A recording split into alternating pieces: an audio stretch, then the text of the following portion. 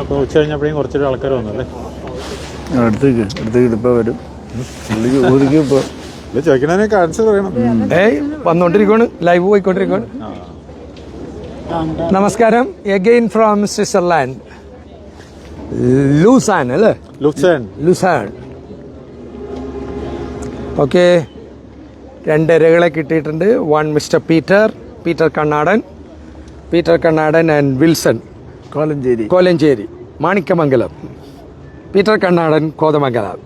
43 വർഷം 41 വർഷം. ഞാൻ ആ അരയന്നത്തിനൊന്ന് എടുത്തോട്ടെ. അടിപൊളിയായിട്ടുണ്ട്. ഓക്കെ, പീറ്റർ ഏത് വർഷമാണ് വന്നത് ഇവിടെ? ഞാൻ 1983. ഓക്കെ, എന്തായിട്ട് വന്നത് ഇവിടെ? ഞാനിവിടെ പഠിക്കാനായിട്ട് വന്നതാണ്. ഓക്കെ, എത്ര കൊല്ലം പഠിച്ചു? 4-5 വർഷം പഠിച്ചു. അന്ന് പഠിക്കുമ്പോൾ ഇതുപോലെ സ്റ്റേ ബാക്ക് ജോലി ചെയ്യാൻ പറ്റുമോ? അന്ന് ഞാൻ വർഷം 1983 ഏപ്രിലാണ് ഇവിടെ വന്നത്. April last. ഓക്കെ, വിൽസനാ?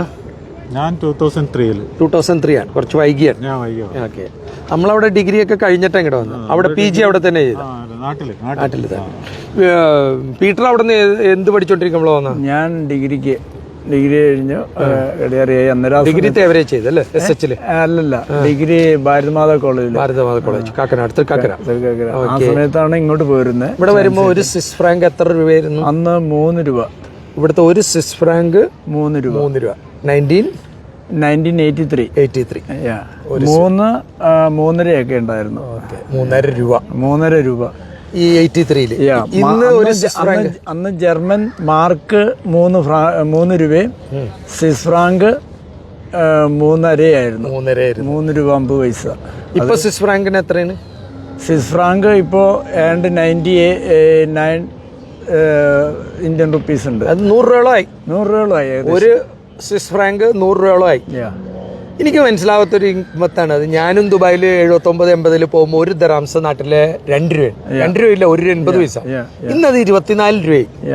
ഇവിടെയും നിങ്ങൾ വന്നപ്പോൾ ഒരു സ്വിസ് ഫ്രാങ്ക് 3 രൂപയായിരുന്നു, ഇന്നത് 100 രൂപയായി. ഈ എക്കണോമി എനിക്ക് മനസ്സിലാവാനില്ല. ബാക്കി രാജ്യങ്ങളിലൊക്കെ ഇപ്പോൾ അതേ സ്ഥാനത്ത് ദുബായിലെ ഡോളർ ഞാൻ ചെല്ലുമ്പോൾ ഒരു ഡോളർ 3 രൂപ 65 പൈസ ദറാംസ. 3.65 കൊടുത്താൽ ഒരു ഡോളർ ഈസിക്കൽ ടു 3.65 ദറാംസ്. പക്ഷെ ഇന്നും അതാണ്. അതെന്താണ് അവിടെ മാത്രം അങ്ങനെ അനങ്ങാണ്ടിരിക്കണം? ഓക്കെ, വേൾഡ് എക്കണോമി എന്ന് പറയുമ്പോൾ നിങ്ങൾ രണ്ടും പഠിപ്പുള്ളവരാണ്, അതുകൊണ്ട് എനിക്ക് ചോദ്യങ്ങൾ ചോദിക്കണം. പ്രത്യേകിച്ചും വിൽസൺ PG ഒക്കെ കഴിഞ്ഞു. വിൽസന് എന്തെങ്കിലും അതിനെക്കുറിച്ച് പറയാം? അതായത് ഇന്ത്യൻ രൂപ ട്രൗസർ പോലെ താഴോട്ട് പോയിക്കൊണ്ടിരിക്കുകയാണ്. ഈ ബാക്കി പൈസയൊക്കെ ഇങ്ങനെ മുകളിലോട്ടും പോകണം. അതെന്താ സംഭവം? അതായത് നമ്മുടെ ഇന്ത്യൻ രൂപയുടെ മൂല്യം കുറഞ്ഞുകൊണ്ടിരിക്കുകയാണ്. കാരണം വേൾഡ് എക്കണോമിക് ലെവലിൽ നമ്മുടെ ഇന്ത്യ ഉയർന്നു വരുന്നില്ല. അതെന്താ കാരണം? എനിക്ക് മനസ്സിലാവില്ല. എനിക്ക് അറിവ് കൊണ്ട് ചോദിച്ചാണ്. അല്ല, അതിനെപ്പറ്റി ഒത്തിരി അനലൈസ് ചെയ്യാനൊന്നും നമ്മൾ ആളല്ല. അതാണ് നമ്മുടെ വിജയം. അല്ല, അവരുടെ വിജയം. ആര്? ഈ കൊണ്ടുപോകണവരുടെ. അത് അതേ സ്ഥലത്ത് അവിടെ മാറുന്നില്ലേ? UAE ദറംസ് അങ്ങനെ തന്നെ നിൽക്കണം. 3.65 3.6 ആയിട്ട് ഒരിക്കലും 5 ഫിൽസിൽ കൂടുതൽ അങ്ങോട്ട് ഇങ്ങോട്ട് പോകില്ല. അതുപോലെ തന്നെ സ്വിറ്റ്സർലൻഡിന്റെ സ്വിസ് ഫ്രാങ്കും അങ്ങനെ ഈ ലെവലിൽ തന്നെ നിൽക്കുന്നത്. കാരണം എന്താണെന്ന് വെച്ച് കഴിഞ്ഞാൽ നമ്മുടെ ഇന്ത്യൻ റുപ്പീസിന് കൂടുതലും ഏറ്റക്കുറവ് വരുന്നുണ്ടെങ്കിലും ഇപ്പൊ ഡോളറിനെ സംബന്ധിച്ച് പറഞ്ഞാൽ അന്ന് ഡോളറിന് വില കൂടുതലുണ്ടായിരുന്നു. പക്ഷെ ഇപ്പൊ ഡോളറിന് വില താന്നു. കാരണം അതുകൊണ്ടാണ് സ്വിസ് ഫ്രാങ്ക് എപ്പോഴും ഒരു ലെവലിൽ തന്നെ നിൽക്കുന്നത്. മറ്റേതല്ല, ഇവിടുത്തെ സ്വിറ്റ്സർലാൻഡിലെ മെയിൻ, പ്രത്യേകിച്ചും ഇന്റർലാക്കൻ, ലോസൺ ഇങ്ങനെയുള്ള സ്ഥലങ്ങളിലൊക്കെ മറ്റേ റെയിൻ വാട്ടർഫോൾസ് അവിടെയൊക്കെ എന്ന് വെച്ചാൽ ഏറ്റവും കൂടുതൽ ടൂറിസ്റ്റാണ്. ഒന്ന് കാണിച്ചോട്ടെ കേട്ടോ. അതായത് ഫുൾ ടൂറിസ്റ്റാണ്. കാലത്ത് ഇതിൽ കൂടുതലുണ്ടായിരുന്നു. Are you tourist?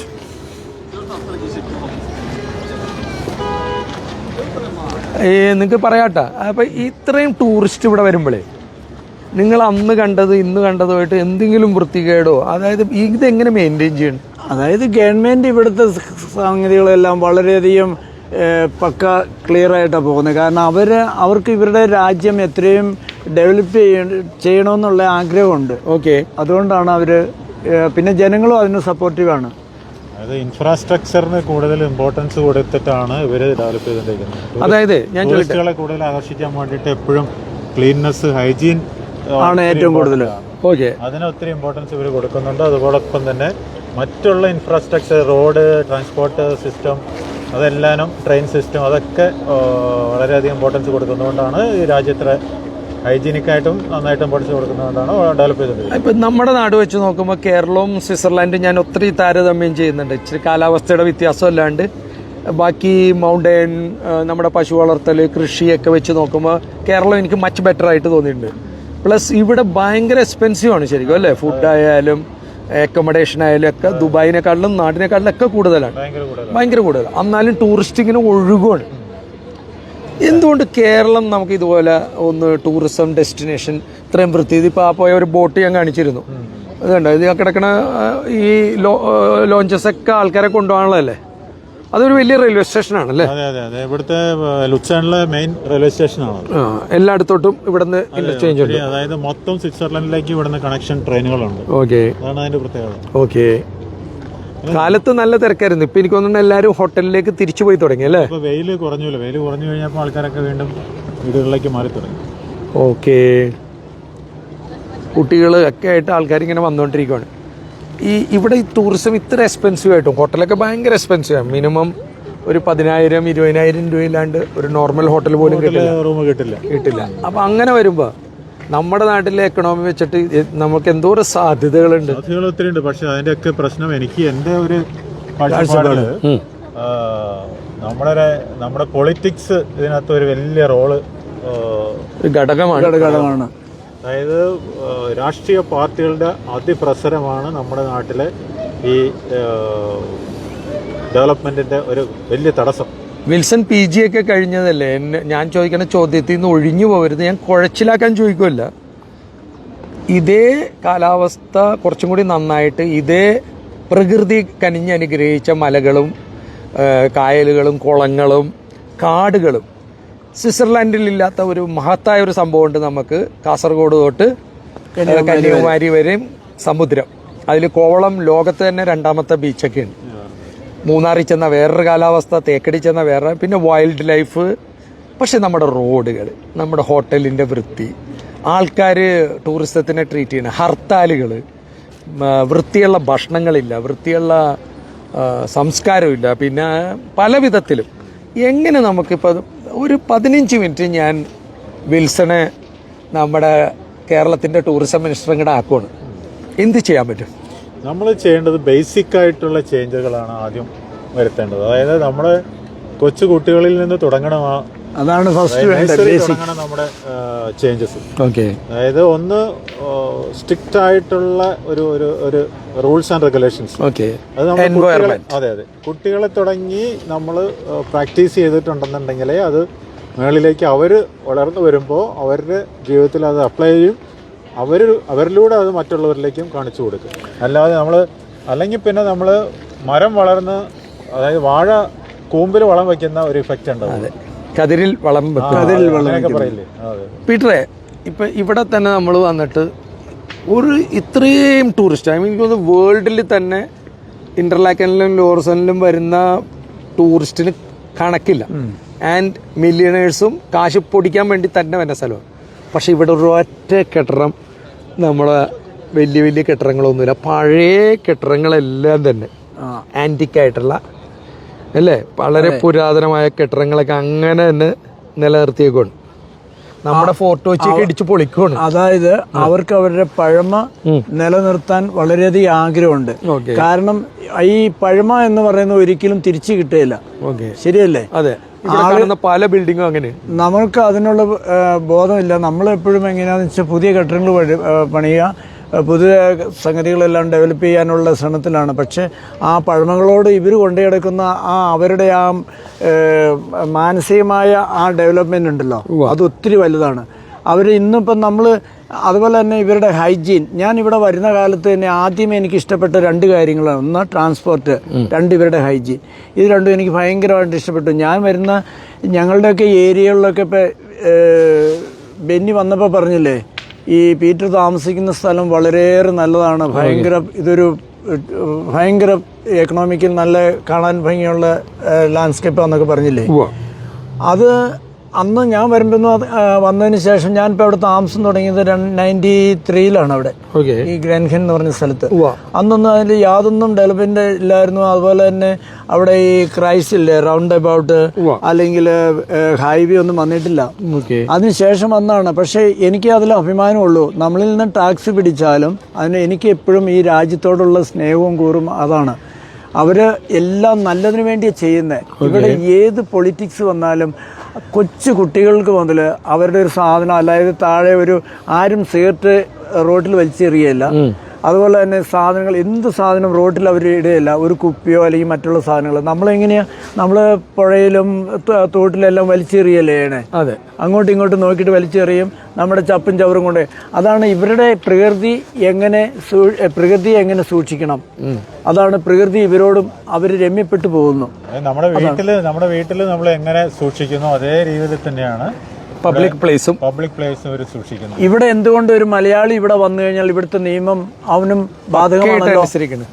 കാരണം പക്ക ഒരു കുട്ടിയെ പോലെ അനുസരിക്കുന്നു. അത് ഏത് രാജ്യക്കാരനായാലും. കാരണം എന്തുകൊണ്ടാണ്? Rules and regulations they are strict. അല്ല, അവരുടെ ഇവിടുത്തെ രാജ്യത്തെ ആൾക്കാരെന്ന് പറഞ്ഞിട്ടുണ്ടെങ്കിൽ അവര് സ്വന്തം കുട്ടികളെ പോലെയാണ് അവരുടെ ഓരോ കാര്യങ്ങളും, അതായത് സ്വന്തം രാജ്യത്തെ സ്നേഹിക്കുന്നത്. അതിനകത്ത് ഒരു വേസ്റ്റ് വലിച്ചെറിയുന്നതിലോ അല്ലെങ്കിൽ അതിനൊക്കെ വളരെ സ്ട്രിക്റ്റ് ആണ്. അത് സ്കൂളിലെ പഠിപ്പിക്കുകയാണ്. ഇപ്പൊ ബെന്നി തന്നെ കണ്ടില്ലേ, ആ റെസ്റ്റോറന്റില് ആ അപ്പാപ്പൻ പറഞ്ഞ സംഭവം കേട്ടില്ലേ? അത് എന്തുകൊണ്ടാണ് അത് അങ്ങനെ പറഞ്ഞത്? കാരണം ഇവിടെ നിന്ന് ആരും കക്കുകയില്ല, ആരുടെ എടുക്കാൻ പാടില്ല എന്നുള്ളത് ആ കുട്ടികളെ കുഞ്ഞുനാൾ മുതൽ അവരുടെ മനസ്സിൽ അവരെ പഠിപ്പിച്ചിരിക്കുകയാണ്. പിന്നെ ഇവര് പഠിക്കുന്ന ഒരു കാര്യമുണ്ട്, എന്റെ രാജ്യം എന്ന് മാത്രമാണ് ഇവര് ചിന്തിക്കുന്നത്. എപ്പോഴും മറ്റുള്ളവരിൽ നിന്നും വ്യത്യസ്തമായ ആ രാജ്യം, എന്റെ കൾച്ചർ, ഞാൻ അത് കീപ്പ് ചെയ്യണം. അതാണ് അവരുടെ ഏറ്റവും വലിയ വിജയം. അവരുടെ രാജ്യത്തെ അവര് കുട്ടികളെ പോലെ തന്നെ സ്നേഹിക്കുന്നു. അപ്പൊ നമ്മുടെ കുട്ടികളെ നമ്മൾ എങ്ങനെ ശുശ്രൂഷ കൊടുക്കുന്നു അല്ലെങ്കിൽ എങ്ങനെ കെയർ കൊടുക്കുന്നു അതേപോലെ തന്നെയാണ് രാജ്യത്തോട്, അല്ലെന്നുണ്ടെങ്കിൽ ഇവിടുത്തെ പബ്ലിക് പ്ലേസുകളിൽ അവർ ശ്രദ്ധ കൊടുക്കുന്നു. അതുകൊണ്ടാണ് ഇത്ര ഹൈജീനിക്കായിട്ട് ഇത്ര വൃത്തിയായിട്ടൊക്കെ നടക്കുന്നതും.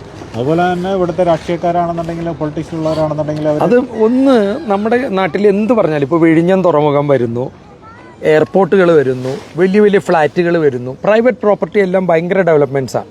വീഗാലാൻഡ് നോക്കിയാലും, വീഗാർഡിൻ്റെ പല ഇൻഡസ്ട്രി നോക്കിയാലും, വലിയ വലിയ 5-സ്റ്റാർ ഹോട്ടൽ നോക്കിയാലും, യൂസഫ് അലിയുടെ ലുലു മാള് നോക്കിയാലും, വലിയ വലിയ ഷോപ്പിംഗ് മാള്, സിനിമാ തിയേറ്റർ, ഇൻഡിവിജ്വൽസിൻ്റെ എല്ലാം അടിപൊളിയായിട്ട് പോകുന്നുണ്ട്.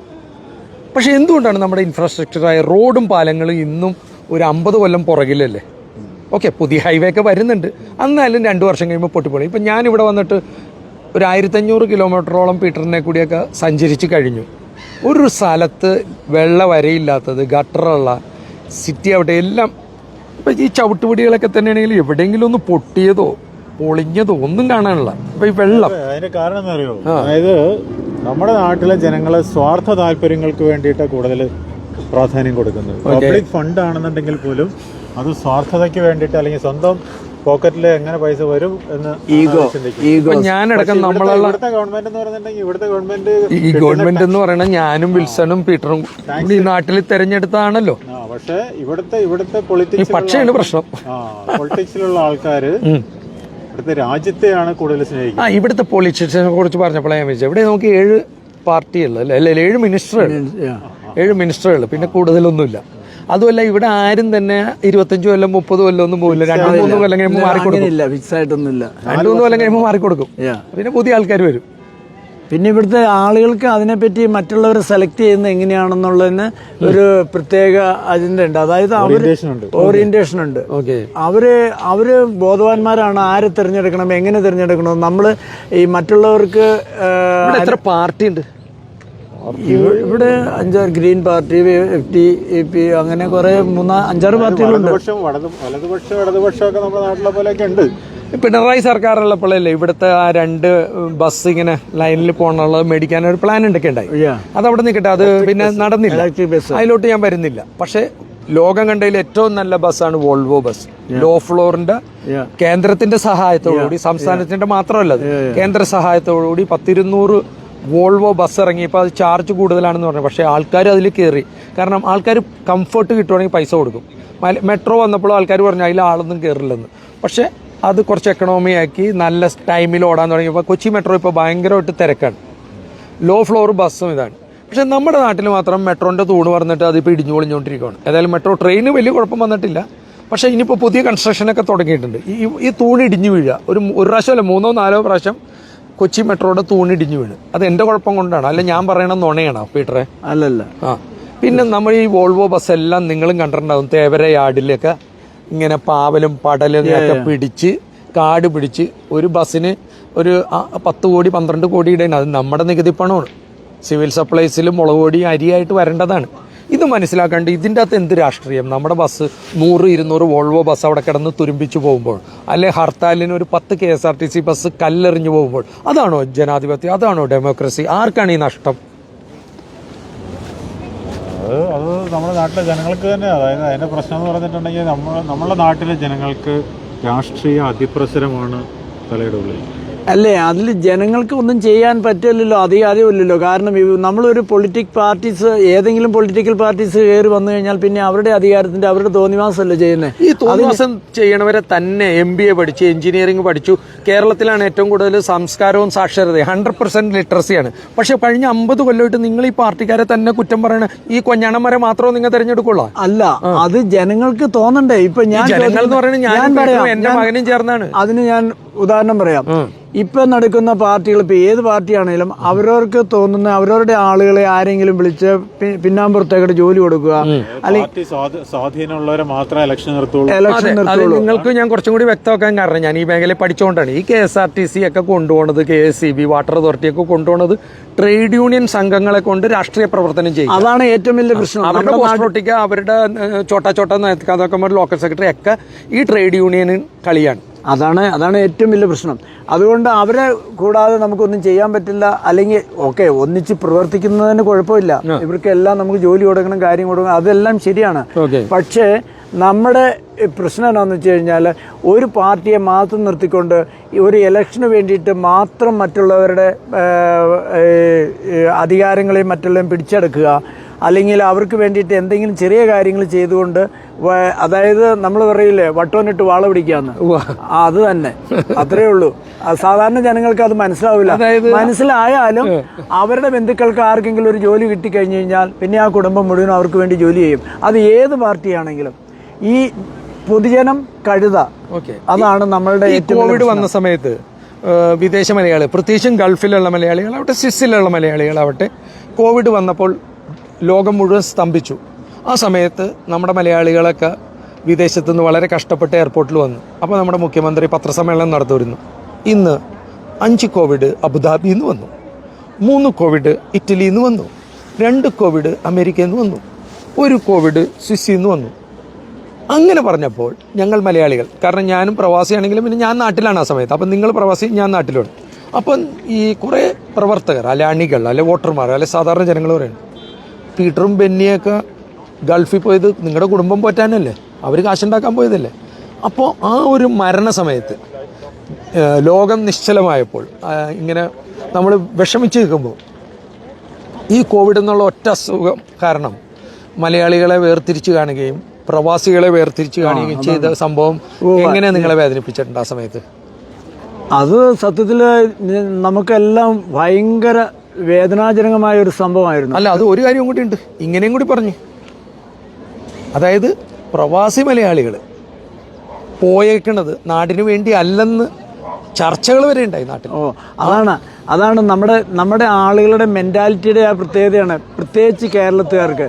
അതായത് അന്ന് ഇംഗ്ലണ്ടിൽ നിന്നും ഒരു ഫാമിലി വന്നിട്ട്, അത് ഒരു ഫാമിലി അല്ല, അതായത് നമ്മുടെ ട്രിവാൻഡ്രത്തും മറ്റുള്ള എയർപോർട്ടുകളിലെല്ലാം വന്നിട്ട് അവരെ തടഞ്ഞു വെച്ച് അവരെ ഹോട്ടലിൽ പോയി മസ്റ്റായിട്ട് താമസിക്കണമെന്നും, അതുപോലെ തന്നെ അവരെ പല കുട്ടികളെ അവിടെ തടഞ്ഞു വെച്ചിട്ട് മാതാപിതാക്കന്മാർക്ക് ഒത്തിരിമാത്രം ബുദ്ധിമുട്ടുകൾ ഉണ്ടാക്കിയ സംഭവമുണ്ട്, അല്ലേ? അതുണ്ട്. അല്ല, അതിൽ കൂടുതൽ നിങ്ങളെ പറഞ്ഞ്, അതായത് അവർ പോയത്, ഇപ്പോൾ പീറ്റർ പോയത്, ബെന്നി ജോസഫ് പോയതും വിൽസൺ പോയതും നമ്മുടെ കുടുംബത്തെ സംരക്ഷിക്കാൻ. എന്തുകൊണ്ടാണ് മലയാളി മനസ്സിലാക്കാത്ത, കേരളം മനസ്സിലാക്കാത്ത, യാതൊരു വ്യവസായങ്ങളും ഇല്ലാത്ത ഒരു ഇൻഡസ്ട്രി ഇല്ല.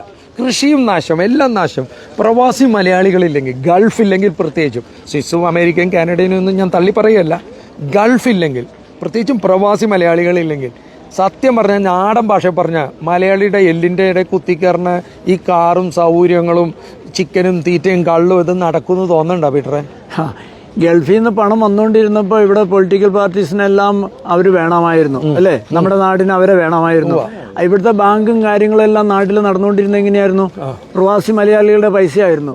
അത് കഴിഞ്ഞ് ഇവിടെ ഒരു പ്രശ്നം വന്ന സമയത്ത്, ഒരു ബുദ്ധിമുട്ട് വന്ന സമയത്ത് ഈ പ്രവാസി മലയാളികളെ എല്ലാവരും അങ്ങ് മറന്നു.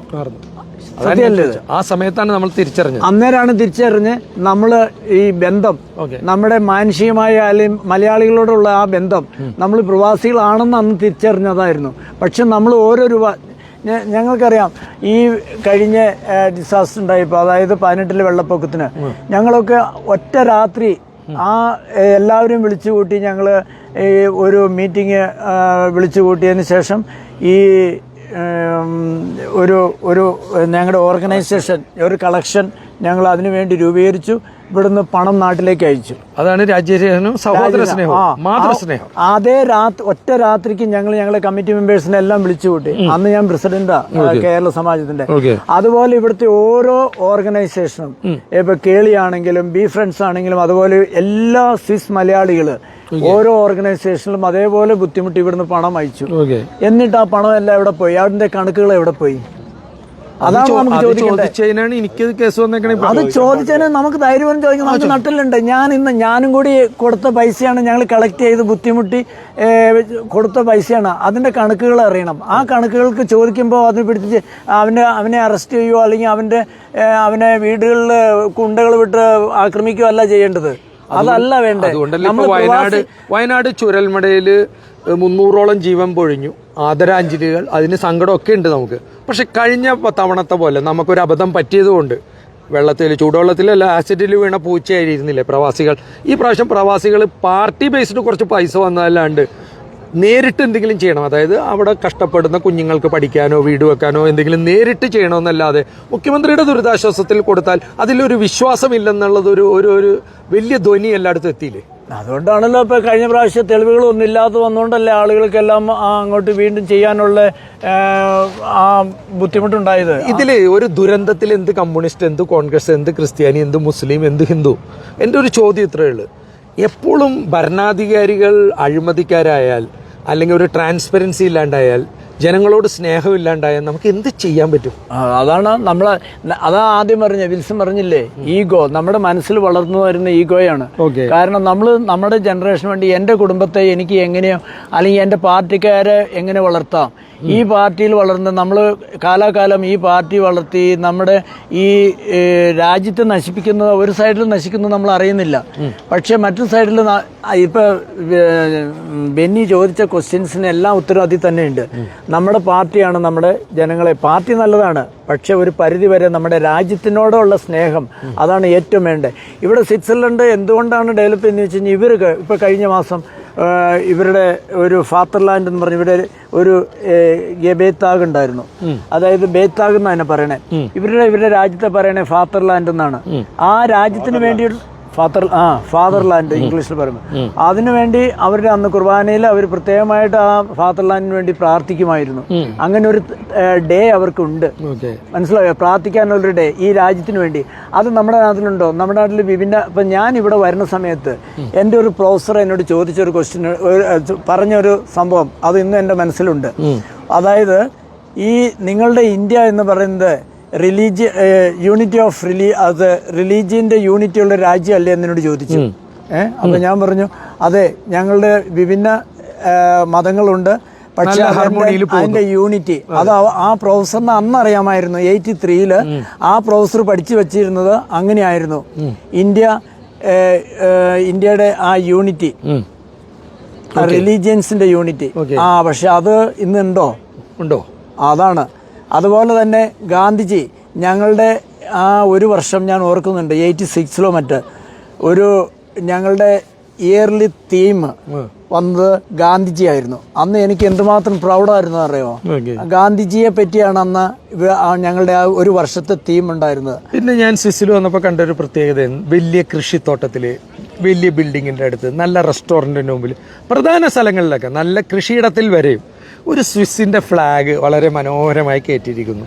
ശരിക്കും ഇന്ത്യയുടെ ആണെങ്കിലും നമ്മുടെ വീടിൻ്റെ മുറ്റത്ത് നമ്മുടെ രാജ്യത്തിൻ്റെ ഫ്ലാഗ് കയറ്റുമ്പോൾ കിട്ടുന്ന ഒരു നമുക്ക് പ്രൗഡ്, സന്തോഷം, അതിന് കൂടുതൽ ഒരു ഇന്ത്യയുടെ ഫ്ലാഗിന് നമുക്കൊരു പ്രൊട്ടക്ഷൻ ഉണ്ട്, ലൈക്ക് എ അംബ്രല്ല അല്ലേ? ഈ ഫ്ലാഗിനെ ഇന്നത്തെ തലമുറ എങ്ങനെ കാണണമെന്ന് എനിക്കറിയില്ല. എന്നെ സംബന്ധിച്ച് വിദേശത്തൊക്കെ പോകുമ്പോൾ ഒരു ഇന്ത്യൻ ഫ്ലാഗ് കണ്ടു കഴിഞ്ഞാൽ നമ്മുടെ അപ്പനും അമ്മയും അവിടെ വന്ന പോലെ ഒരു ഫീലിംഗ് ആണ്.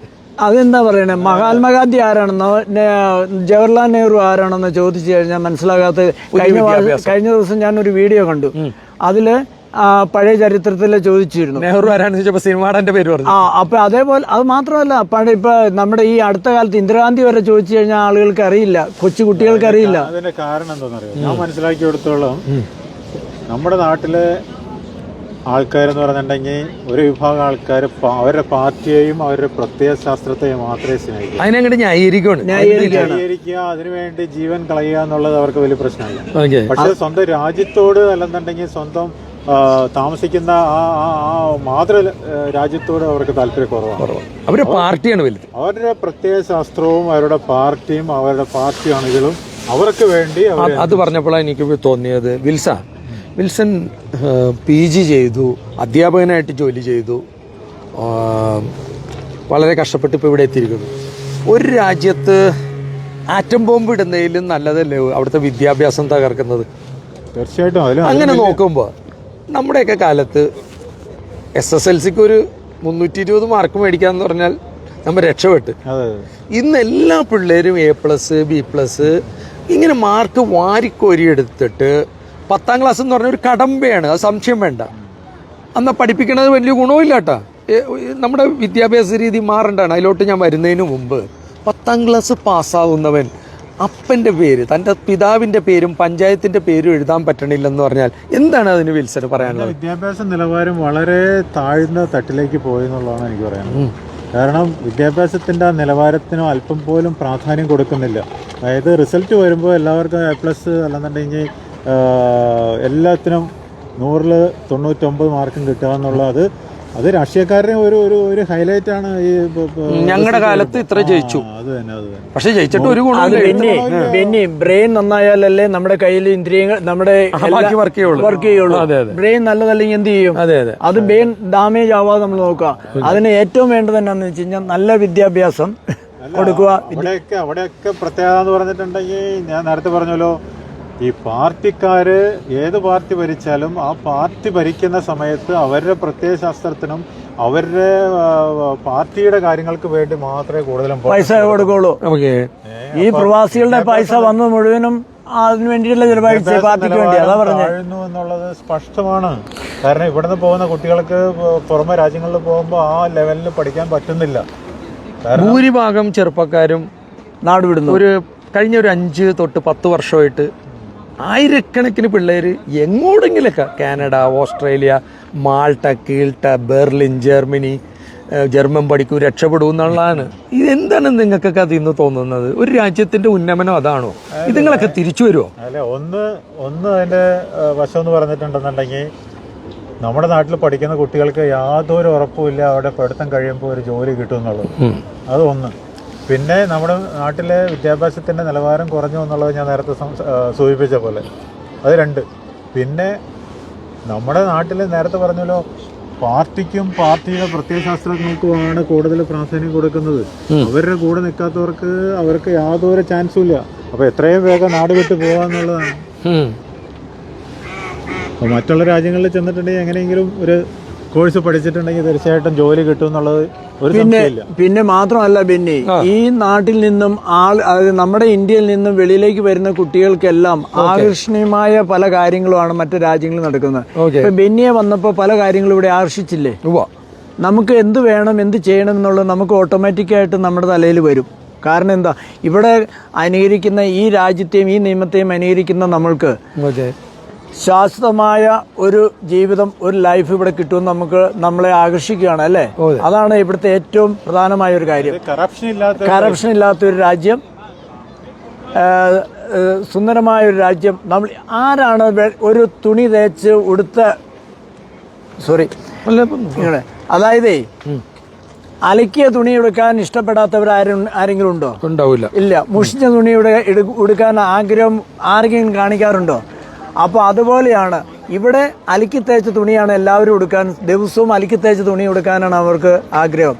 മനസ്സിലായോ? ജനസംഖ്യ ഒരു പ്രശ്നം തന്നെയാണെങ്കിലും ഞാൻ ചോദിക്കുകയാണ്, ഇന്ത്യ പോലൊരു മഹാരാജ്യത്ത് നിരവധി ഭാഷകളുണ്ട്, നിരവധി ജാതികളുണ്ട്, വർഗങ്ങളുണ്ട്, കളറുണ്ട്, ഭാഷയുണ്ട്.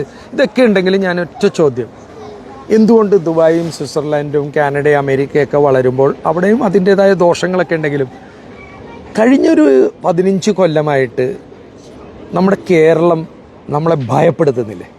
അത് അതിൻ്റെ ഒറ്റ ആൻസറേ ഉള്ളൂ. അതായത് കേരളത്തിൽ കറപ്ഷൻ ആണ് എല്ലാ നാളുകളിലും ഡെവലപ്പ് ചെയ്തുകൊണ്ടിരിക്കുന്നത്. കറപ്ഷൻ മാത്രമേ ഡെവലപ്പ് ചെയ്യുന്നുള്ളൂ. ഇപ്പോൾ ഒരു റോഡ് നന്നാക്കണമെങ്കിൽ ഒരു റോഡ് ലേലം വിളിച്ച ഒരു റോഡ് നമ്മൾ ഏതെങ്കിലും ഒരു ഈ ട്രാൻസ്പോർട്ടിലേക്ക് കടന്നു കഴിഞ്ഞാൽ നമുക്ക് മനസ്സിലാക്കാൻ പറ്റും. എല്ലാത്തിനും ബ്രൈബ് കൊടുക്കണം അല്ലേ? അതായത് ആദ്യം മുതൽ അവസാനം വരെ ഒരു വർക്കിംഗ് പെർമിറ്റ് കിട്ടണമെന്നുണ്ടെങ്കിൽ ശരിയല്ലേ? അപ്പോൾ എത്ര പേർക്ക് കൊടുത്താലും അവസാനം അവന് ഒന്നും കിട്ടാനില്ല. അതുകൊണ്ടായിരിക്കാം ഈ ലാസ്റ്റ് വരുമ്പോൾ ഈ വെള്ളത്തിൽ ടാറ് കലക്കി പൂശുന്നത് അല്ലേ? അതായിരിക്കാം കറപ്ഷൻ. അതാണ് അതിന്റെ മെയിൻ. ഒരു അഴിമതി മുക്ത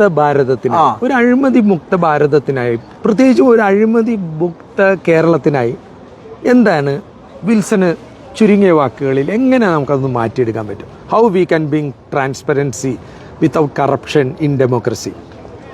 അത് പെട്ടെന്നുള്ള മാറ്റം അത്ര എളുപ്പമല്ല. കാരണം നമ്മുടെ ക്യാൻസറിന്റെ 4ാം സ്റ്റേജായി. നമ്മുടെ ബേസിക്കലി നമ്മൾ പല കാര്യങ്ങളും മാറ്റേണ്ടതായിട്ടുണ്ട്. ബേസിക്കലി ആയിട്ട് മാറ്റേണ്ടതെന്ന് പറഞ്ഞു കഴിയുമ്പോൾ നമ്മുടെ ഭരണാധികാരികളുടെ മെന്റാലിറ്റി വരെ മാറ്റണം. ഭരണാധികാരികൾക്ക് അവർ ഭരിക്കുന്ന ഇത് കോയിനിട്ടിട്ട് മാറ്റാൻ പറ്റുമോ? ഇതാണ് നമുക്ക്, അതായത് നമ്മുടെ ജനറേഷൻ കഴിഞ്ഞ് പുതിയൊരു തലമുറ വന്നാല് അവര് ബോധവാന്മാരായ പുതിയ പിള്ളേര് പൊളിറ്റിക്സിലാവട്ടെ നമ്മുടെ മറ്റു കാര്യങ്ങളിലായിട്ട് ഒരു ഇൻട്രസ്റ്റ് അവർ കാണിക്കുന്നില്ല. ഓക്കെ, വെള്ളപ്പൊക്കം വരുമ്പോൾ അവർ മോട്ടോർ സൈക്കിളുമായിട്ട് വന്ന് അരി കൊടുക്കണ്ട്, ചോറ് കൊടുക്കണ്ട്, പാര കൊടുക്കണ്ട്. പക്ഷെ അവരുടെ ഇന്നത്തെ തലമുറക്ക് ജീവിതം സുരക്ഷിതമാക്കാൻ ഇപ്പം ഇതിൻ്റെയൊക്കെ വെള്ളം കണ്ട കണ്ണീര് പോലെയല്ലേ ഇവിടുത്തെ പുഴകളും നദികളൊക്കെ.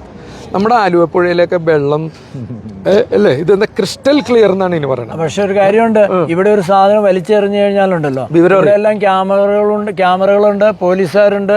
അവരെല്ലാം ഇവിടെ ആരും ഇപ്പൊ പോലീസിന്റെ ആവശ്യമില്ല. കാരണം ഇവിടെ സ്വയം ലോ ഒബീഡിയൻ സിറ്റിസൺസ് ആണ്. അതാണ് കാരണം അവരവരെ രാജ്യത്തെ സ്നേഹിക്കുന്നു. നമ്മൾ വൈൻഡപ്പ് ചെയ്യണം പീറ്ററെ. ഇപ്പൊ ഞാൻ ചോദിക്കുന്ന ഇത് തന്നെയാണ്, ഇന്ത്യയിലുള്ള കേരളത്തിലുള്ള ഏത് സ്റ്റേറ്റിൽ ലോകത്തിന്റെ എവിടെ നിന്നുള്ള ആൾക്കാർ ഇവിടെ വന്നാലും അവരിവിടുത്തെ നിയമം അനുസരിക്കുന്നുണ്ട്. ഇത് നല്ലതാണെന്ന് അംഗീകരിക്കുന്നുണ്ട്. എന്തുകൊണ്ട് അവർ ഇന്ത്യയിൽ ചെല്ലുമ്പോ അല്ലെങ്കിൽ നമ്മുടെ രാജ്യത്ത് ചെല്ലുമ്പോ അവരത് അനുസരിക്കുന്നില്ല? കാരണം മറ്റവൻ റോട്ടിൽ തുപ്പണ കാണുമ്പോ ഇവനും തുപ്പും, അത്രേ ഉള്ളൂ. അതായത് നിയമത്തിന് ചില പഴുതുകളുണ്ട്. നിയമത്തിന് കൈക്കൂലി കൊടുത്തും പോലീസിനെ കൈക്കൂലി കൊടുത്തും ഭരണ സ്വാധീനം ഉപയോഗിച്ചും തെറ്റുകൾ ചെയ്യാമെന്നൊരു മെസ്സേജ് പുതിയ തലമുറക്ക് പോകുന്നില്ലേ? തീർച്ചയായിട്ടും പോകുന്നുണ്ട്. അതായത് we lost rule of law, നിയമവാഴ്ച നഷ്ടപ്പെട്ടിരിക്കുന്നു. കോടതിയിലാണെങ്കിൽ നീണ്ടുപോകുന്ന കേസുകൾ, ലാവലിൻ കേസ് 35 തവണയാണ് മാറ്റിവെച്ചേക്കണം. അങ്ങനെ വരുമ്പോൾ നമ്മുടെ മക്കളോട് എങ്ങനെ പറയും കോടതി പോകാൻ? അതാണ് പ്രശ്നം. അതായത് പിന്നെ ഒരു 3 പ്രാവശ്യം MLA ആയ ഒരു അൻവർ MLA പറയുന്നു, പോലീസിന്റെ താഴേക്കടയിലല്ല ഏറ്റവും മുകളിൽ DGPയുടെ ഒപ്പം നിൽക്കുന്ന DGPയുടെ ഫൈനാൻസ് കേസ്, ADGPയുടെ സാമ്പത്തിക തട്ടിപ്പ് പറയുന്നു, ADGPയുടെ കൊലപാതകം പറയുന്നു, ADGPയുടെ അജിത് കുമാർ സ്വർണം തട്ടാൻ കൂട്ടുന്നു എന്ന് പറയുന്നത്. അതായത് അനുഭവങ്ങൾ കഥ പറയുന്നു. അതെ, ഇങ്ങനെയൊക്കെ പറയുമ്പോൾ നമ്മുടെ മക്കൾ 20 വയസ്സ് തികഞ്ഞ ഒരു പൗരൻ എങ്ങനെ നമ്മുടെ നാട്ടിൽ മുന്നോട്ട് പോകും? കഞ്ചാവും മയക്കുമരുന്നും അടിച്ച് രാഷ്ട്രീയ ഗുണ്ടകളായി മാറി, രാഷ്ട്രീയ കൊലയാളികളായി നാട്ടുകാരെ തല്ലിയും തെറിയും പറയുന്ന ഒരു സമൂഹത്തിന് മാത്രമല്ലേ ഇന്ന് കേരളത്തിൽ ജീവിക്കാൻ പറ്റുന്നുള്ളൂ? അതായത് മറ്റൊരു സൈഡിലെ ആളുകൾ നമ്മുടെ രാജ്യത്തെ നശിപ്പിക്കാൻ വേണ്ടി ശ്രമിക്കുന്നുണ്ട്. അത് മനസ്സിലാക്കാതെ നമ്മൾ പ്രവർത്തിക്കുന്നുണ്ട്. ഭരണാധികാരികൾ അവർക്ക് അവരുടെ ചില കാര്യലാഭത്തിന് വേണ്ടിയിട്ട്, അതായത് വോട്ട് പിടിക്കാനും മറ്റുള്ള പൈസയ്ക്കോ അല്ലെങ്കിൽ മറ്റു എക്കണോമിക്കലായിട്ടുള്ള കാര്യങ്ങൾക്ക് അവരുടെ ചില ഡെവലപ്മെന്റ്സിന്, സ്വന്തമായ ഡെവലപ്മെന്റ്സിന് വേണ്ടിയിട്ട് എൻ്റെ ഒരു മുട്ടി. അതെ, നമ്മൾ വൈൻഡപ്പ് ചെയ്യുകയാണ്. ഒരു പോസിറ്റീവായിട്ട് കേരളത്തിലെ ജനങ്ങൾക്ക് വേണ്ടിയിട്ട് കഴിഞ്ഞ 5-8 വർഷം അല്ലെ 10 വർഷമായിട്ട് അഴിമതിയില്ലാത്ത ഒരു പാലം പണിതതോ റോഡ് പണിതതോ ആശുപത്രി പണിതതോ അല്ലെങ്കിൽ അവരെന്തെങ്കിലും പദ്ധതി നടപ്പാക്കിയ നാട്ടിലെ ഒരു പോസിറ്റീവ് വാർത്ത, ഒരു വ്യക്തി കല്യാണം നടത്തി കൊടുത്തതും വീട് വെച്ചതോ അല്ല, നാട്ടിലെ ഒരു നന്മയുള്ള സത്യവും ധർമ്മമുള്ള ഒരു വാർത്ത നിങ്ങൾക്ക് രണ്ടുപേർക്കും പറയാൻ പറ്റുമോ? കേരളത്തിലെ ജനങ്ങൾക്ക് വേണ്ടി ഞാൻ യാചിക്കുകയാണ്. ഒരു അഴിമതി ഇല്ലാണ്ട് ഒരു ലൈഫ് പദ്ധതി ആവട്ടെ, ജനറൽ ആശുപത്രി മരുന്ന് മേടിച്ചതാവട്ടെ, പോലീസിന് വണ്ടി മേടിച്ചതാവട്ടെ, പോലീസിന് ഭക്ഷണം മേടിച്ചതാവട്ടെ, കാട്ടിലെ മാനിന് ഭക്ഷണം മേടിച്ചാവട്ടെ, എന്തെങ്കിലും ഒരു നല്ല കാര്യം വ്യക്തികൾ ചെയ്താലാണ്ട് ഭരണകൂടം ചെയ്ത ഒരെണ്ണം പറയാമോ? ഞങ്ങളെ സംബന്ധിച്ചത് ഞങ്ങൾ ഇവിടെ സ്ഥിരമായിട്ട് താമസിക്കും. അല്ല, നിങ്ങൾ എന്നാലും ഒരു സാധനം കണ്ടിട്ടുണ്ടാവും, കമ്പിയും കോലും ബസ് സ്റ്റോപ്പ് വെച്ചിട്ട് അതുമേലെ 10 ലക്ഷം എഴുതി വെച്ച് കണ്ടിട്ടുണ്ടാവില്ല. പക്ഷെ ഗവൺമെന്റിനെ പറ്റി അറിയില്ല. പ്രൈവറ്റ് ആയിട്ട് ഒത്തിരി ഹോസ്പിറ്റലുകളിലും അത് പ്രൈവറ്റ് ചെയ്ത പറയണ്ട, അത് അങ്ങനെ ചെയ്യുന്നുണ്ടെന്ന് മാത്രമല്ലാതെ ഞങ്ങൾക്ക് മറ്റൊന്നും അറിയില്ല, ഇന്ന് വരെ അറിയില്ല. ഇനി ലാസ്റ്റായിട്ട് നമ്മൾ ഈ കുറ്റം പറഞ്ഞുകൊണ്ടിരുന്നിട്ട് കാര്യമില്ലല്ലോ. പീറ്റർ 2 മിനിറ്റ് കൊണ്ടൊന്ന് പറയുക, നമ്മുടെ മക്കളെ, എൻ്റെയും തൻ്റെയും മക്കളെ, നമ്മുടെ മക്കളെ, കേരളത്തിലുള്ള ചെറുപ്പക്കാരെ എങ്ങനെ രക്ഷിക്കാൻ പറ്റും? കേരളം ഒരു സ്വിറ്റ്സർലാൻഡോ ദുബായോ ആവാൻ എന്ത് ചെയ്യണം?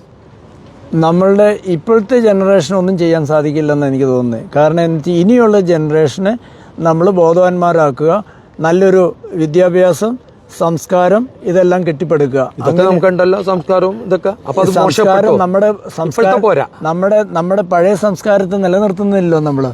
നമ്മുടെ ഭാരതീയ സംസ്കാരത്തെ പറ്റി നമ്മുടെ നിയമങ്ങൾക്കൊക്കെ ഒരു സാധുത വരുത്തുക. 1. 2, നമ്മുടെ ഭരണാധികാരികൾ ആ നിയമസാധുതയെ പറ്റി ബോധവാന്മാരാകുക. അതനുസരിച്ച് അവർ ഭരിക്കുക, അല്ലെങ്കിൽ മറ്റുള്ള കാര്യങ്ങൾ ചെയ്യുക. അത് ഇനി ഉണ്ടാവുമെന്ന് എനിക്ക് തോന്നുന്നില്ല. കറപ്ഷന്റെ കാര്യത്തിൽ അവര് തീർച്ചയായിട്ടും ഒന്ന് തിരിച്ച് ചിന്തിക്കേണ്ട സമയം കഴിഞ്ഞിരിക്കുന്നു. അല്ലെങ്കിൽ വരും തലമുറയ്ക്ക് ഇതൊരു വലിയ ബുദ്ധിമുട്ടാവും. ഇത്രയേ ഉള്ളൂ. ഇവിടുത്തെ മാതിരി റൂൾസ് ആൻഡ് റെഗുലേഷൻസ് സ്ട്രിക്റ്റ് ആക്കുക. ഓക്കെ, അതായത് ഞാൻ നിങ്ങളെ കഷ്ടപ്പെടുന്ന ഇത്ര അടുത്ത് വരും, ഞാൻ നിങ്ങളെ കഷ്ടപ്പെടുത്തുന്നില്ല. ഇവിടുത്തെ ഞങ്ങളൊക്കെ, ഞാൻ 65 ആയ ആളാണ്, പീറ്റർ 68 ഒക്കെ ആയ ആളാണ്, വിൽസൺ ഒരു 55 ആയ ആളാണ്. ഞാൻ യേശുക്രിസ്തു പറഞ്ഞൊരു കാര്യം പറഞ്ഞത്, നിങ്ങളാരും ഞങ്ങൾ ഇത്രയും നേരം പറഞ്ഞ കാര്യം വെച്ചിട്ട് ഞങ്ങളെ തെറി പറയണ്ട, ഞങ്ങളെ ഓർത്ത് വേദനിക്കുകയും വേണ്ട.